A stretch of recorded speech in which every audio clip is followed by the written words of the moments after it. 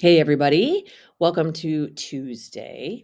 It is gorgeous out. We're going to have a little bonus recess today at 11:30. If you're around or you're not doing much, you want to hop over to the playground, that'd be awesome to see you. Today, I have a book that sounds a little cranky and maybe not so welcoming. It's called Leave Me Alone.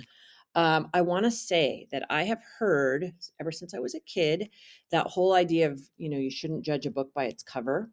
And I'm going to tell you that sometimes I do judge books by their covers because when I was walking through the library this morning looking for a book to kind of catch my attention, I found this one just totally based on the cover and the title, Leave Me Alone.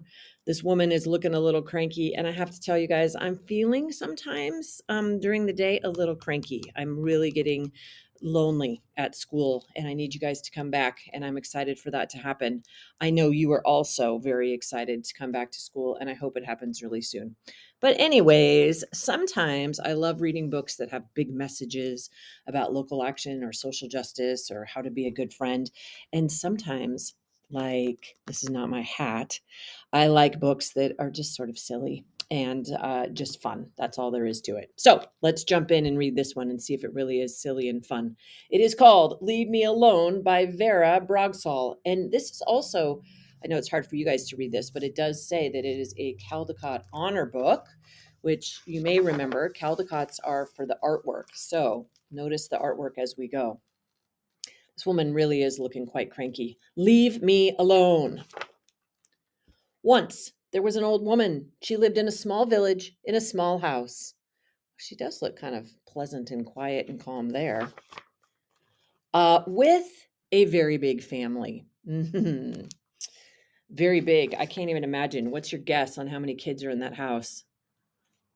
I heard a lot of 20s and 30s. Let's see. Well, winter was coming, and that meant she had some very important knitting to do. But it wasn't getting done. Looks like she's got a lot of things to do. Her grandchildren were very curious about her knitting. Were you supposed to hit the ball with a stick? Could you eat it? Oh man, look at that little baby trying to eat the yarn. Could you make your brother eat it? Why did the ball get smaller and smaller as you chased it? Well, these are very good questions. The old woman was at the end of her rope, and she is now looking cranky. So she made her bed as neatly as she could. She swept the floorboards until they more or less shone. She drank tea from her samovar. This is called a samovar, I guess. I've never heard that word before, but I'm using my picture clues. She packed her things in a big sack, and as she left, she shouted back, Leave me alone. Okay, well, I guess we got the message. The old woman walked through the deep, dark forest. She made a fire so she could see what she was doing, and then she sat down and began to knit. The bear family was very curious about the light from her fire and about what she might taste like. Oh, look at these little bear cubs playing with the yarn. Leave me alone, the old woman shouted. But they didn't listen because bears don't speak English. So she picked up her sack and left. The old woman climbed up the mountainside. It was cold, so she found a small, sheltered place. Then she sat down and she began to knit. The mountain goats were so excited to have a visitor, especially one that brought snacks. Now, I can imagine mountain goats actually really eating yarn from what I know about them. They seem very excited, and it seems like they're going to eat up all of her yarn. Leave me alone, the woman shouted. But the goats were too busy fighting over the red ones, which they all agreed were the best.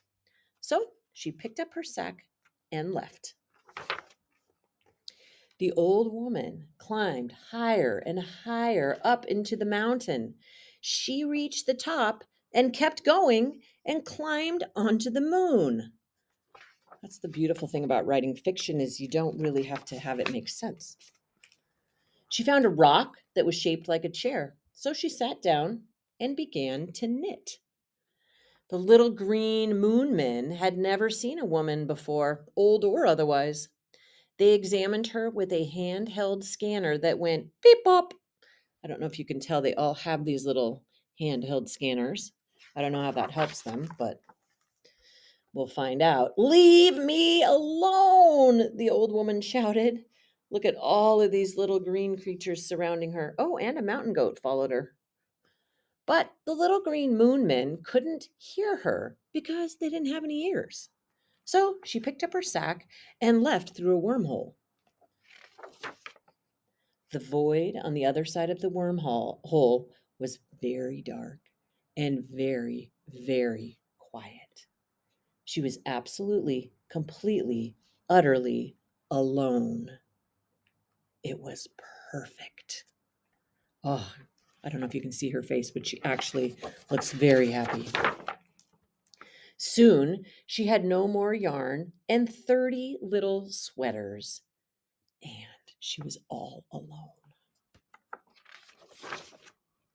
So she put the 30 sweaters in her big sack.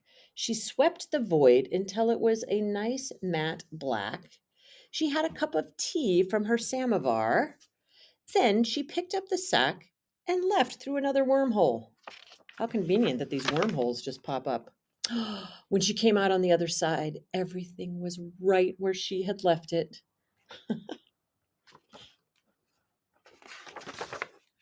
And she didn't say a word. Do you see what she's doing there? Oh, they're so excited for their new sweaters. I see this guy. This guy, see his little tummy right there? He's trying on his new sweater. I think he's very happy with it.